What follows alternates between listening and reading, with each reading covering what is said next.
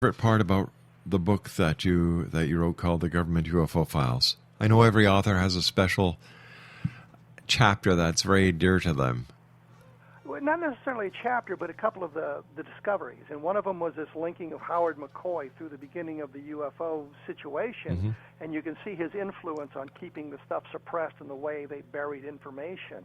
And the way, we have this history that we thought was accurate, and we see how it was manipulated by McCoy and some of the people at Wright Field from early 1940 through 47, 48, and 49. And the other thing that I really was kind of excited about was Project Moondust. Everybody would, when did Moondust begin? What was that all about? And a lot of speculation. I actually found a letter dated December of 1957 that talked about the very beginning of Moondust, and it was right after the Sputnik was launched in October of that year. So I was able to date the beginning of Moondust. I was able to tie it to Project Blue Book because I found some documents in Blue Book files. I'm kind of scanning through the files, and I flipped by this card, and I went back to it, and it said Moondust on it, and I found 4 or 5 cases, crappy cases. It's apparently meteors and that sort of thing. I mean, they're explained cases. The important point, it's Moondust. It's in the Project Blue Book files, and that's another tie of Moondust to UFO. So some of those things were very exciting for me.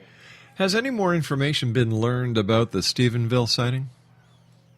There's still ongoing investigations into that. The one thing that's interesting is on those specific sightings, it was near Crawford, Texas, which was the Western White House at the time that George Bush was the president.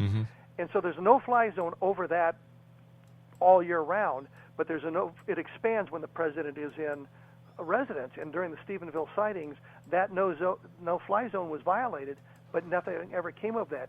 And you look at some of the other instances, one guy inadvertently went through the no-fly zone and landed in Oklahoma City, and they arrested him immediately. Wow. But we have this violation of this no-fly zone over the Western White House, and apparently nothing happened from it. There were F-16s chasing things, so we're still looking for more information through FOIA. By the way, FOIA doesn't work very well anymore. It used to work really well, and in the last 15 years or so, it's really, sometimes they don't even bother to respond to you anymore. It used to be the law required a response, even if that response was, we have your request, we're working on it. Now they don't even bother with that anymore. It's really kind of fallen by the wayside. Could it be which that is an unhappy consequence of writing this book. Kevin, I want to thank you so much for joining us. Always a pleasure, my friend. I look forward to the next time you join us back here in the X Zone. Until then, take care of yourself and keep the great work up. Well, thank you very much, and I appreciate the opportunity to chat with you once again. Always my pleasure.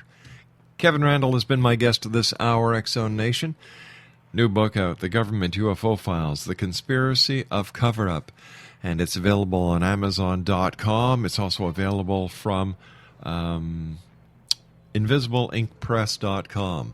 I'll be back on the other side of this commercial break with the news at 6.5 minutes past the top of the hour, as the X Zone continues with yours truly, Rob McConnell, from our broadcast center in Hamilton, Ontario, Canada.